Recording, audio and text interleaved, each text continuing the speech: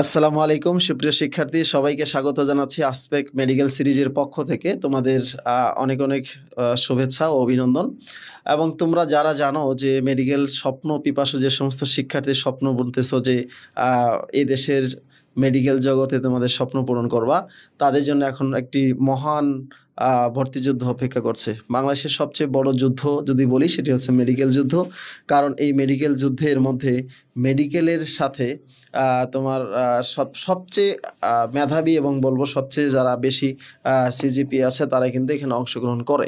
So এই অংশগ্রহণকারীদের মধ্য থেকেই আসলে মেডিকেলে প্রায় 5,000 শিক্ষার্থী সেখানে হচ্ছে তোমাদের সাকসেস বা স্বপ্ন পূরণ হয়। তো এই স্বপ্ন পূরণের যে পথটা এত লম্বা এবং হচ্ছে এতটা কি বলবো মহাযুদ্ধ, এই যুদ্ধের জন্য প্রিপারেশন তোমাদের যে কতটা কঠিন, এই কঠিন প্রিপারেশনটা কতটা সহজ করে নেওয়া যায় সেই ভাইয়াদেরকে নিয়ে আমি আসলে তোমাদের সামনে আসছি, যারা এখানে তোমাদের মতো শিক্ষার্থী ছিল বাট এখন তারা মেডিকেলে পড়াশোনা করছে, সেই সাথে তারা এখন তোমাদের শিক্ষক প্লাস হচ্ছে তারা এখন লেখক। সো তোমাদের তাদের এক্সপিরিয়েন্সগুলো তোমার ভিন্ন ভিন্ন ধাপে আছে, যেমন তোমার টেবিল থেকে শুরু করে একদম স্বপ্ন পূরণ পর্যন্ত ঢাকা মেডিকেল পর্যন্ত এখানে আসলে তাদের এক্সপিরিয়েন্স আছে। সো এক্সপিরিয়েন্সগুলো দিয়ে তুমি তোমার কাছে আসবে। একটা বিষয় তোমাদেরকে আমি বলে রাখি, সেটা হচ্ছে কোচিং সব জায়গায় শুরু হয়েছে, তুমি প্রিপারেশন নিয়েছো অনলাইন বা অফলাইন, বাট আমরাই একমাত্র প্রতিষ্ঠান যারা শুধুমাত্র বই নিয়ে কাজ করি। আসপেক মেডিকেল সিরিজ এই কারণে হচ্ছে বাজারে যে কোনো মেডিকেল বইয়ের চেয়ে অবশ্যই টপার, অবশ্যই বেস্ট, নট বেটার, বিকজ আমরা অনলি ফর বই নিয়ে কাজ করি। আমরা এই বছর ইন্টারেক্টিভ কিছু বিষয় সংযোজন করেছি, যেটি হচ্ছে তোমাদের মেডিকেল ভর্তি পরীক্ষার্থীদের জন্য যে কোনো সমস্যার সমাধান। আমরাই বাংলাদেশের প্রথম MCS মেডিকেল কমপ্লিট সলিউশন নামে একটা হচ্ছে অপশন নিয়ে এসেছি, যেখানে তোমরা সব কিছু এখানে পাবা। সো এই ভাইয়ারা যারা তোমাদের জন্য লম্বা টাইম পরিশ্রম করে তোমাদের সামনে হচ্ছে আমাদের আসপেক মেডিকেল সিরিজ বইগুলো উপহার দিয়েছে, তারা কিভাবে একাডেমিক টু অ্যাডমিশন তাদের জীবন ছিল এবং তোমাদের এই সংক্ষিপ্ত মেডিকেল টাইমটাতে তারা কিভাবে সাকসেস হয়েছে এবং তোমার জন্য করণীয় কি, আমরা সেটা নিয়ে কথা বলবো। সো আমার বাম পাশে আছে হচ্ছে রিফাত ভাইয়া, সে হচ্ছে আসপেক মেডিকেল বায়োলজির লেখক। রনি, ডাক্তার রনি হচ্ছে আসপেক মেডিকেল সিরিজের লেখক, আসপেক মেডিকেল বায়োলজি প্লাস হচ্ছে মেডিকেল ফিজিক্স। এবং আমার ডানে আছে রাজ ভাইয়া, সেটা হচ্ছে আসপেক মেডিকেল কেমিস্ট্রি বইয়ের লেখক এবং আসপেক মেডিকেল সিরিজের সম্পাদক। সো আমি তোমাদের সার্বক্ষণেই আছি বাংলাদেশের প্রথম বই কেমিস্ট্রি প্লাসের লেখক, এবং আমার এক্সপিরিয়েন্স হচ্ছে আমি মেডিকেল লাইনে সবচেয়ে লম্বা ক্লাস নিয়েছি। সর্বপ্রথম আমি হচ্ছে প্রাইমেটে ক্লাস নিয়েছি, তারপর রেটিনায় ক্লাস নিয়েছি, উন্মেষে লং টাইম আমি কেমিস্ট্রি ডিপার্টমেন্টে ক্লাস নিয়েছি। সো এক্সপিরিয়েন্স মোটামুটি আমারও মেডিকেল লাইনে সবচেয়ে বেশি। সো আমি সময় বাড়াবো না, তো আজকের লাইভটি যেহেতু সবচেয়ে বেশি ইম্পর্ট্যান্ট, এই ইম্পর্টেন্ট লাইভটা হচ্ছে তোমার টাইমলাইনকে শেয়ার করে রাখো, বিকজ তোমার যে কোনো প্রয়োজনীয় ইনফরমেশনগুলো আবার দেখলে আমাদের ব্রেনটা হচ্ছে রিস্টর্মিং হতে পারে। আমি প্রথমে আমন্ত্রণ জানাবো তোমাদের হচ্ছে রনিমুল্লাহ ভাইয়াকে, যে কিনা আমাদের মেডিকেল ফিজিক্স এমন একটা সাবজেক্ট যেখানে দুই ধরনের বিষয় আছে, সেটি হচ্ছে মেডিকেল ফিজিক্সের থিওরি এবং গাণিতিক দুইটা অংশ আসে। একটু বলে রাখি, আমাদের মেডিকেল ফিজিক্স যখন সৈকত ভাইয়া প্রথম লিখে, তখন কিন্তু হচ্ছে ম্যাথমেটিক্সে সবসময় যেগুলো টাইপ দিত, আজ পর্যন্ত ওই ম্যাথমেটিক্যাল টাইপের একটা বাইরে কোশ্চেন আসে না। সো আমরা বলবো সেটাই, এবং থিওরির প্রেজেন্টেশন কতটা চমৎকার হতে পারে, যাতে থিওরি কোশ্চেনই বেশি আসে, সেজন্য আমরা রনিমুল্লাহ ভাইয়ের কাছ থেকে একটু বিস্তারিত জানবো। আচ্ছা, তোমাদের সবাইকে শুভেচ্ছা। তো তোমরা নিশ্চয়ই জানো যে আমাদের হচ্ছে মেডিকেল ভর্তি পরীক্ষায় ফিজিক্স থেকে হচ্ছে 20 মার্কের প্রশ্ন আসে। তো আমরা এই যে 20 মার্কের যে প্রশ্ন আসে, এই 20 মার্কের যদি আমি 20-এ তুলতে চাই বা 20-এ 20 পাইতে চাই, আমার কি করা উচিত? তো সেই ব্যাপারে আমি একটু কিছু কথাবার্তা বলি। তো দেখো, তোমরা নিশ্চয়ই জানো যে আমাদের মেডিকেল ভর্তি পরীক্ষার প্রস্তুতির মূল বিষয়টা হচ্ছে আমাদের টেক্সট বুক কেন্দ্রিক পড়াশোনা। কিন্তু কথা হচ্ছে যে আমাদের যে কোনো সাবজেক্টের, সেটা বায়োলজি হোক, ফিজিক্স হোক, কেমিস্ট্রি হোক, আমাদের বাজারে একাধিক রাইটারের, মানে NCTB অনুমোদিত একাধিক রাইটারের বই থাকে। তো কথা হচ্ছে একটা স্টুডেন্টের পক্ষে 3-4টা রাইটারের বই একসাথে গুছায় পড়া এটা খুব একটা কষ্টকর ব্যাপার। তো তোমাদের এই কষ্টটাকেই আমরা লাঘব করছি আমাদের আসপেক্ট মেডিকেল ফিজিক্সের মাধ্যমে। আমরা এখানে মোটামুটি যতগুলা ইম্পর্ট্যান্ট বই আছে এনসিটিবি অনুমোদিত সমস্ত বইয়ের ইম্পর্ট্যান্ট ইনফরমেশনগুলোকে এক জায়গায় করার চেষ্টা করছি। এবং দেখো তোমরা নিশ্চয়ই বিগত যদি 2-3 বছরের প্রশ্ন দেখো মেডিকেলের, তোমরা একটা ব্যাপার খেয়াল করবা যে আমাদের যে বিভিন্ন এনসিটিবি অনুমোদিত বিভিন্ন রাইটারের বইয়ের যে অনুশীলনী পার্টটা আছে ওইখান থেকে আমরা বিগত 2-3 বছরে দেখতেছি যে ফিজিক্স অংশ থেকে প্রায় 20টার মধ্যে 20টা প্রশ্নই অনুশীলনী থেকে উঠাই দিচ্ছে। তো আমরা ঠিক এই কাজটাই করছি যে আমাদের বইতে বিভিন্ন রাইটারের অনুশীলনীতে যত গুরুত্বপূর্ণ প্রশ্ন আছে তার একদম নির্ভুল উত্তর সহ আমরা এটা আমাদের বইতে উপস্থাপন করছি। আর একটা ব্যাপার হচ্ছে দেখো যে তুমি যদি আসপেক্ট মেডিকেল ফিজিক্স বইটা ওপেন করো দেখবা যে তুমি এখানে একটা থিওরি পার্ট পাচ্ছ আর একটা হচ্ছে তোমার ম্যাথমেটিক্যাল পার্ট বা নিউমেরিক্যাল যে পার্টটা আছে। তো দেখবা যে আমরা এখানে খুব সুন্দরভাবে টপিক ওয়াইজ মানে টেক্সট বুকে যেভাবে টপিকগুলা সাজানো আছে তো ওই টপিক ওয়াইজ আমরা আমাদের মূল আলোচনা বা বডি পার্টটা সাজাইছি। তারপরে হচ্ছে প্রত্যেকটা টপিকের আন্ডারে আমরা কিছু ইনস্ট্যান্ট প্র্যাকটিস দিয়ে দিছি, ঠিক আছে? যে তুমি একটা টপিক পড়লা, এই টপিকের আন্ডারে সাথে সাথেই যেন তুমি নিজেকে যাচাই করতে পারো যে এই টপিকের আন্ডারে যা যা ছিল ওইগুলো তোমার মনে আছে কিনা বা তুমি ভালোভাবে বুঝতে পারছো কিনা। তো সেই জন্য কিন্তু আমরা ইনস্ট্যান্ট প্র্যাকটিসে অনেকগুলা প্রশ্ন ইনক্লুড করে দিছি যেগুলা সলভ করলে তুমি নিজেকে যাচাই করতে পারবা যে ওই টপিকটা তোমার ভালোভাবে পড়া হয়েছে কিনা। এরপরে হচ্ছে আমাদের যে ম্যাথমেটিক্যাল পার্টটা আছে এখানে আমরা টাইপ ভিত্তিক যত গাণিতিক সমস্যাবলী সম্ভব মেডিকেল ভর্তি পরীক্ষার জন্য গুরুত্বপূর্ণ সবগুলাকে সাজাইছি। এবং তুমি যদি এই টপিক বা টাইপ ভিত্তিক যদি প্রত্যেকটা ম্যাথ সলভ করো আমরা আশাবাদী, প্রচণ্ড আশাবাদী যে তুমি মেডিকেল ভর্তি পরীক্ষায় যে গাণিতিক সমস্যাই দিক না কেন তুমি সেটা সলভ করে আসতে পারবা। আচ্ছা, এরপরে বলে রাখি, দেখো এটা তো গেল বডি পার্ট বা হচ্ছে ম্যাথমেটিক্যাল পার্ট এটার বিষয়। এরপরে হচ্ছে আমরা মেডিকেল এবং ডেন্টালের যত বিগত প্রশ্ন আছে 10 বছরের অধিক সময়ের সেই সমস্ত প্রশ্নগুলাকে একদম সুস্পষ্ট বা প্রাসঙ্গিক ব্যাখ্যা সহ উপস্থাপন করছি।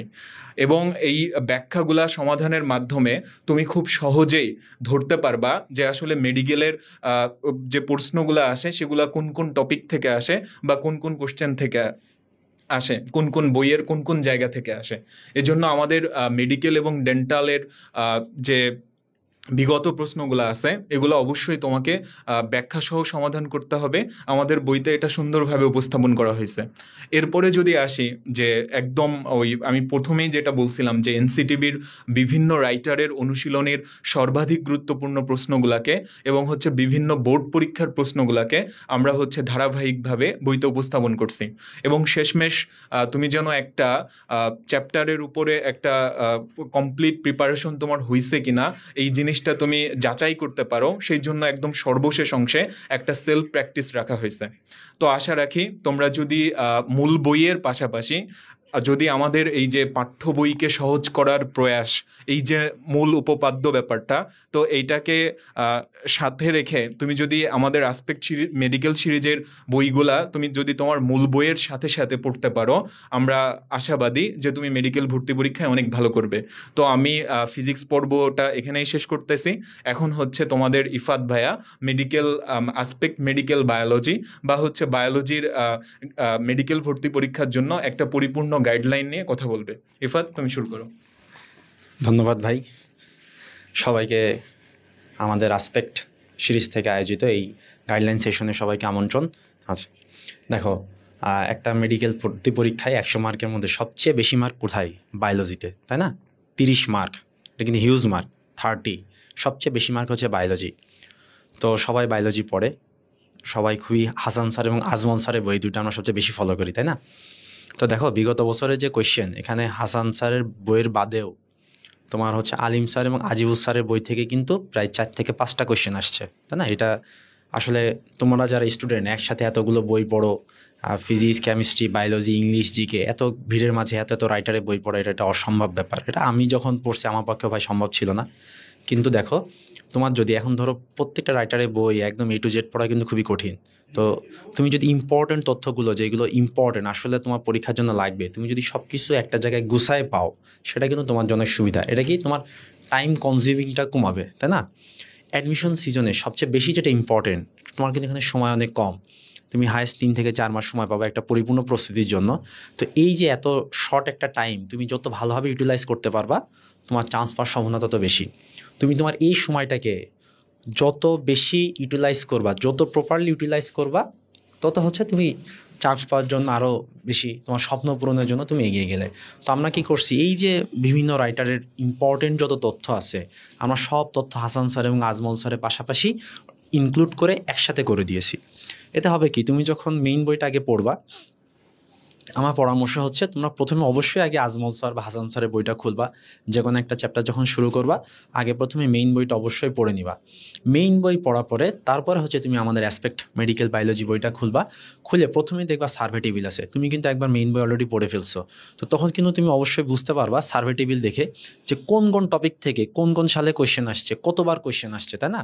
তা তুমি কিন্তু ইম্পর্টেন্স টপিকগুলো তখন তুমি মেডিকেল বায়োলজি বইটা উল্টাবা, আর দেখবা আমাদের প্রত্যেকটা টপিক তুমি মেইন বই থেকে তো অবশ্যই পড়ছো, কিন্তু প্রত্যেকটা টপিক সব রাইটারের তথ্য একসাথে করে খুবই সুন্দরভাবে উপস্থাপন করা হয়েছে, যাতে তোমার কোনো টিচার ব্যতীতই তুমি ওই কথাগুলো পড়ে যাতে তুমি বুঝতে পারো, এবং তুমি যে কি বুঝছো সেটা যাতে তুমি সাথে সাথে নিজেকে যাচাই করতে পারো, তার জন্য দেওয়া আছে ইনস্ট্যান্ট প্র্যাকটিস। এবং এই ইনস্ট্যান্ট প্র্যাকটিসের কোয়েশ্চেনগুলো আমরা চেয়েছি বিভিন্ন বিশ্ববিদ্যালয়ে যেগুলো মেডিকেল আসার মতো আসতে পারে, সেই কোয়েশ্চেনগুলো কিন্তু আমরা সিলেক্ট করে দিয়েছি।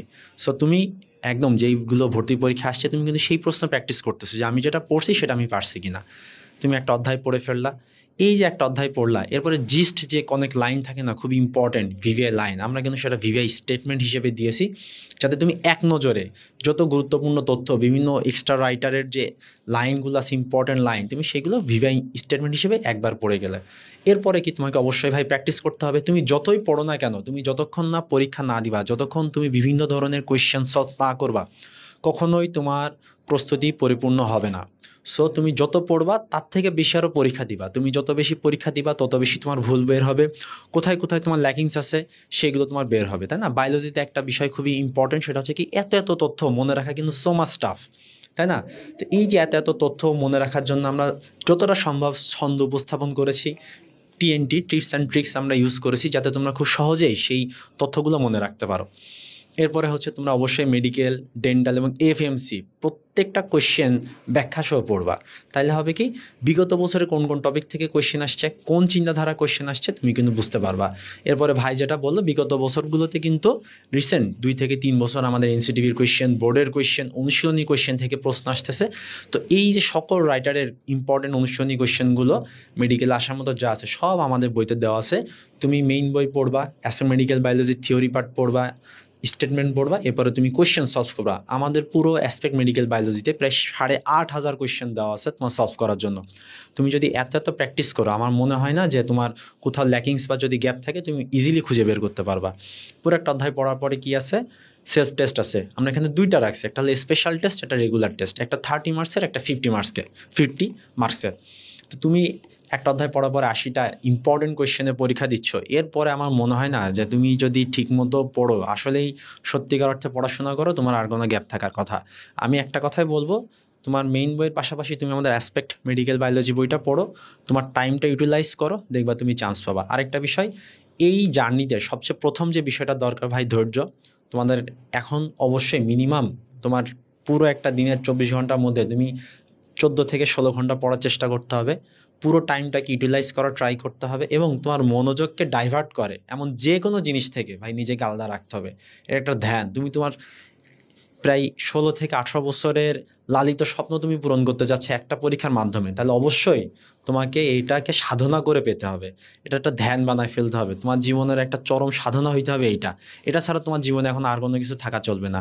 শুধুই পড়াশোনা করতে হবে, শুধুই পড়াশোনা করতে হবে, আর প্র্যাকটিস করতে হবে, দেখবা তুমি চান্স পেয়ে যাবা, ঠিক আছে? আর যেটা বারবার একটা কথাই ভাই, তোমার টাইমটাকে তুমি প্রপারলি ইউটিলাইজ করো, সময় ওয়েস্ট কম করো, বই পড়ো, প্র্যাকটিস করো।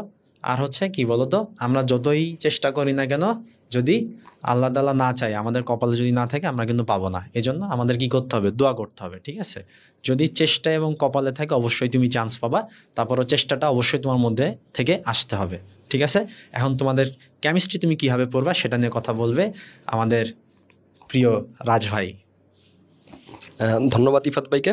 সবাইকে শুভেচ্ছা এবং আসসালামু আলাইকুম। আশা করি তোমরা সবাই অনেক বেশি ভালো আছো। তো আমাদের অলরেডি বায়োলজি এবং ফিজিক্সের গাইডলাইন তোমাদের দিয়ে দিয়েছে। তো আমি মনে করি মেডিকেলে চান্স পাওয়ার অন্যতম হাতিয়ার হচ্ছে বায়োকেম, অর্থাৎ বায়োলজি এবং কেমিস্ট্রি। এবং বায়োলজি অলরেডি 30 মার্কের গাইডলাইন তোমাদের প্রিয় ইফাত ভাই অলরেডি বলে দিয়েছে। এবার হচ্ছে কেমিস্ট্রির পালা। তাহলে কেমিস্ট্রি মাস থাকে 25। এখন কেমিস্ট্রি প্রিপারেশন নেওয়ার আগে তোমাদের মধ্যে কিছু কমন প্রশ্ন রয়েছে, যে প্রশ্ন আমাকে প্রতিনিয়ত করতেছো যে ভাইয়া রেজাল্ট নিয়ে যে একটা বিড়ম্বনা, যেহেতু এবার হচ্ছে তোমাদের সাবজেক্ট ম্যাপিংয়ের মাধ্যমে রেজাল্ট দেওয়া হবে, এই রেজাল্টটা কীভাবে করবে তোমরা অনেকে টেনশনে আছো, ঠিক আছে? এখন অনেকের এমন আছো যে এসএসসিতে অনেক খারাপ রেজাল্ট করছো, বাট তোমরা চেষ্টা করছো যে এইচএসসি যাতে জিপিএ 5 পেয়ে সেটাকে পুষিয়ে দিতে বা মেডিকেল ভর্তি পরীক্ষাতে অংশগ্রহণ করে যাতে একটা মার্কস যাতে পেতে পারে, যাতে চান্স পাওয়ার মতো হয়।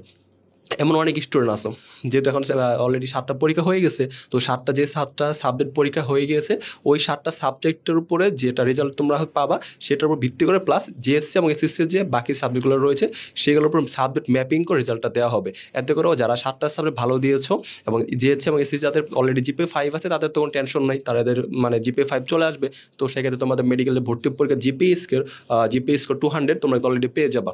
বাট যারা হচ্ছে এসএসসিতে মনে করতে পারো যে জিপিএ 5 আসছে, বাট মনে করো এসএসসিতে হচ্ছে 4.50 আছে, বাট এসএসসিতে হচ্ছে তোমার এসএসসিতে 4.50 আছে, বাট এইচএসসি তুমি হচ্ছে 5 পাওয়ার চেষ্টা করছিলে, ঠিক আছে? তো এক্ষেত্রে আমি কী করবো, প্রিপারেশন নেবো কি নেবো না? এখন একটা বিষয় হচ্ছে তোমার হচ্ছে অলরেডি আমরা জানি মেডিকেল ভর্তি পরীক্ষায় যোগ্যতা হচ্ছে 9 পয়েন্ট, ঠিক আছে?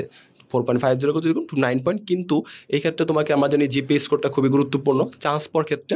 এখন তোমার যদি হচ্ছে এসএসসিতে যদি হচ্ছে কোনোভাবে হচ্ছে জিপিএ 5 থেকে থাকে, এখন 7টা সাবজেক্টের মধ্যে অনেকে আবার কী হয়েছে, 3টা ভালো হয়েছে, আবার ফিজিক্সও অনেকে খারাপ হয়েছে। তো সেক্ষেত্রে মনে করতে পার ভাই আমার তো জিপিএ 5 মিস হতে পারে, বা ওখানে 4.90 আছে বা 4.83 আছে, তাহলে যদি সাবজেক্ট ম্যাপিং করে যে 7টা সাবজেক্ট পরীক্ষা দিছি, এই 7টা সাবজেক্ট হচ্ছে খুব বেশি ভালো দিনে, এই ক্ষেত্রে তো 4.83 আসতে পারে। তো তুমি এসএসসি জিপিএ এর সাথে 15 গুণ করো, এসএসসি জিপিএ এর সাথে 25 গুণ করা, তুমি দেখবা যে অলরেডি কিন্তু যদি 180 185 মতো তুমি মার্ক বা এরকম একটা মার্ক আসে, 15 মার্ক হাতে রেখেও কিন্তু মেডিকেলে চান্স পাওয়া পসিবল। কারণ তুমি এসএসসিতে ভালো করতে পারো না, বাট এইচএসসি তোমার চেষ্টাটা ছিল, বাট তোমার কপালে নাই, কারণ বাকি পরীক্ষাগুলো হয় নাই। এসএসসিতে রেজাল্ট খারাপ ছিল, কিন্তু এই কারণে তোমার এইচএসসিতে রেজাল্টটা কিন্তু ওই ম্যাপিং করলে কিন্তু অনেকটা ইফেক্ট পড়বে, এটা অনেকের হচ্ছে মনে কমন প্রশ্ন। তো এই ক্ষেত্রে হতাশার কিছু নয়, তোমাদের একটাই জিনিস হচ্ছে জিপিএ মার্ক যদি 185 মতো কাছাকাছি একটা মার্কে তোমরা যদি কাউন্ট করে হয়, সেক্ষেত্রে মেডিকেল প্রিপারেশন নেওয়া শুরু করে দাও। কারণ তোমার সেক্ষেত্রে নাম্বার পেতে 85, কারণ আমি চান্স পাওয়ার ক্ষেত্রে হচ্ছে 70টা টার্গেট করি, তাই 70 আর 15 যোগ করলে কত হয় 85, আর 85 পেলে তুমি অবশ্যই কিন্তু মেডিকেলে কি চান্স পাবা। 15 মার্ক কেটেও তুমি 70 কিন্তু ভালো মেডিকেলে চান্স পাওয়া পসিবল। কারণ আমাদের মেডিকেলে যেহেতু 5381টা সিট, যেহেতু সিটের সংখ্যা এই বছর বাড়ছে, কাট মার্কও কিন্তু এবছর কিন্তু অনেকটাই কমে আসবে। গত বছর কিন্তু কাট মার্ক 66 পয়েন্ট সামথিং ছিল, তো এবছর যেহেতু কিন্তু ওই 66-র মতো ছিল, তার মানে আমি এবারে যদি মার্ক 70 যাদের অন্তত থাকবে, অর্থাৎ 15 মার্ক কেটেও কিন্তু মেডিকেলে চান্স পাওয়া পসিবল।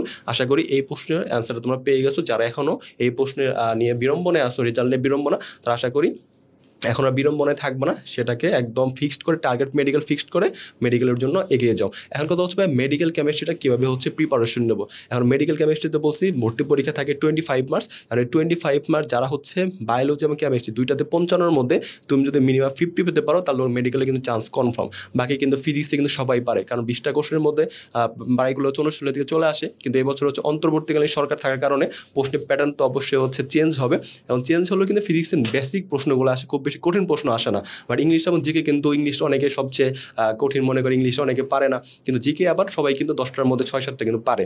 এবার হচ্ছে কিন্তু বায়োলজি আর কেমিস্ট্রি স্ট্রং পয়েন্ট থাকে, চান্স পাওয়া তোমারটা কিন্তু অনেকটা ইজি হয়ে যাবে। আর সেক্ষেত্রে ফিজিক্সে তুমি যদি হচ্ছে 20-এর মধ্যে যদি 10 বা 15 যদি অবশ্যই পাবা, তাহলে 50 আর 15 যোগ করলে 65, জিকে যদি 5 পাও 70, আর ইংলিশ যদি 10-এর 15-এর মধ্যে 10 হবো, তাহলে কিন্তু তোমার হচ্ছে প্রায় 75+ নাম্বার হয়ে যাচ্ছে। আর 75+ মার্ক পাওয়া মানে মেডিকেলে কিন্তু সরকারি ভালো মেডিকেলে কিন্তু চান্স পাওয়া, ঢাকার মধ্যে মধ্যেও কিন্তু চান্স পাওয়া পসিবল প্রশ্নের প্যাটার্ন অনুযায়ী।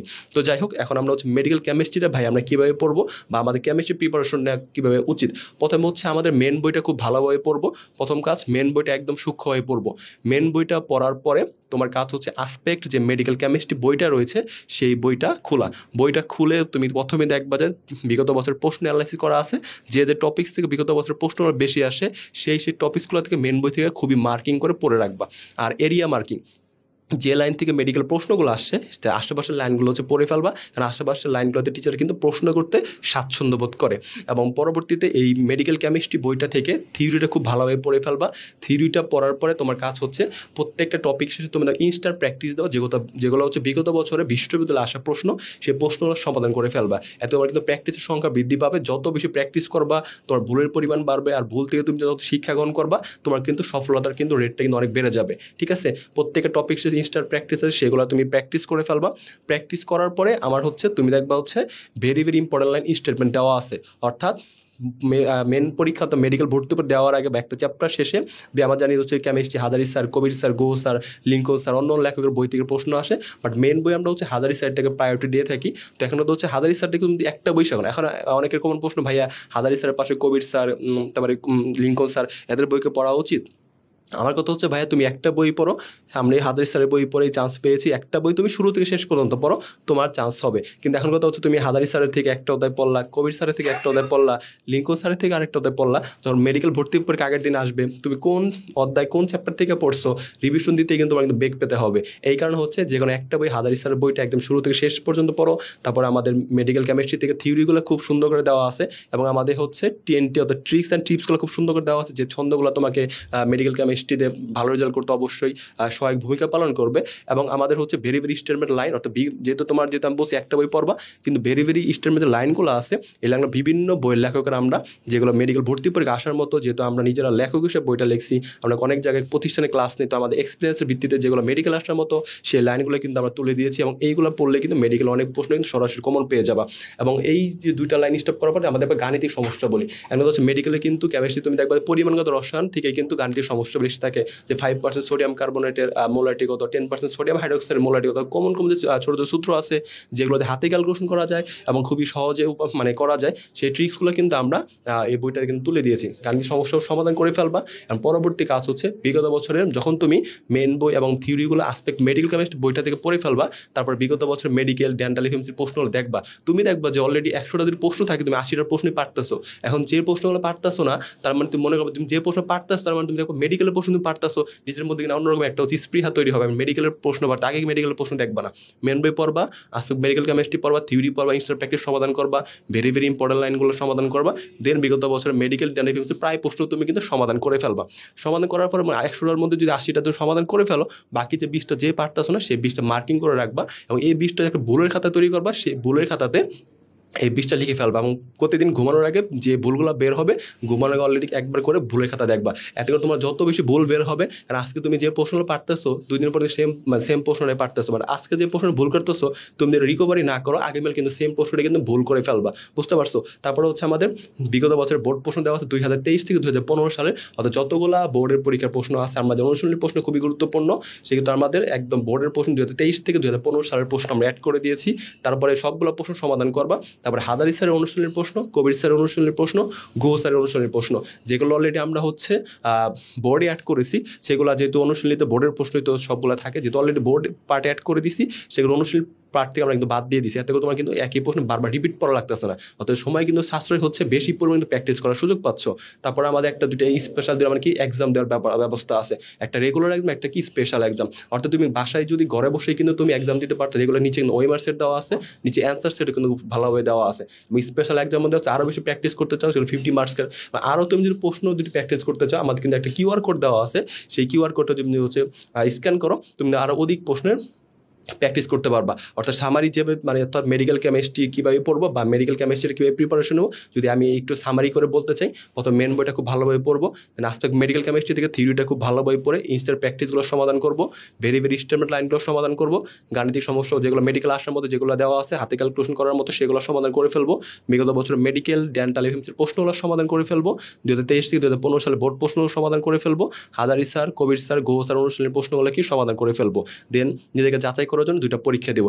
এরপরও তোমাদের যদি আরও বেশি সময় থাকে, তোমরা যদি আরও বেশি প্র্যাকটিস করতে চাও, তোমাদের জন্য রয়েছে আসপেক্ট মেডিকেল সিরিজে কি মেডিকেল প্র্যাকটিস বুক। সেই মেডিকেল প্র্যাকটিস বুক তুমি অসংখ্য প্রশ্ন কিন্তু প্র্যাকটিস করতে পারবা। অর্থাৎ এইগুলো সমন্বয়ে তুমি যদি ভালো একটা প্রিপারেশনও, আশা করি তোমার একদম মেডিকেল জার্নিটা অনেক বেশি সহজ হয়ে যাবে এবং তোমাদের কাঙ্ক্ষিত যে স্বপ্ন মেডিকেলের চান্স পাওয়ার, আশা করি তোমার সেই স্বপ্ন পূরণ হবে। অর্থাৎ যদি মেডিকেলে চান্স পাওয়ার জন্য মেন বইয়ের পাশাপাশি আসপেক্ট মেডিকেল সিরিজে এক সেট বই তোমার টেবিলে রেখে দাও। আশা করি তোমার চান্স পেতে আসপেক্ট মেডিকেল সিরিজের বই অবশ্যই সহায়ক ভূমিকা পালন করবে।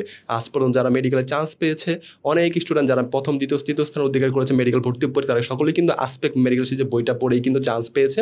সহায়ক বই, আসপেক্ট মেডিকেল কোনো গাইড বুক না, এটা হচ্ছে পাঠ্য বইয়ের কি বিকল্প, অর্থাৎ সহায়ক বই, যে বইটাকে তোমার পড়াটাকে সহজ করে দেওয়া আছে, অর্থাৎ গৃহশিক্ষকের ভূমিকা পালন করছে আসপেক্ট মেডিকেল সিরিজের বই। আশা করি তোমরা সবাই এই গাইডলাইন থেকে ফিজিক্স, কেমিস্ট্রি, বায়োলজি কীভাবে তোমরা ভালো রেজাল্ট করবা বা কীভাবে তোমার পড়াশোনাটা করবা, কীভাবে আসপেক্ট মেডিকেল অনেকে বই কিনছো, বাট বই পড়ার মানে কীভাবে মেন বইয়ের সাথে সমন্বয় করে পড়বা, যারা এখনও তোমার কনফিউশনে ছিল, আশা করি আজকের গাইডলাইন সেশনের পর থেকে আর কোনো কনফিউশন তোমাদের থাকবে না।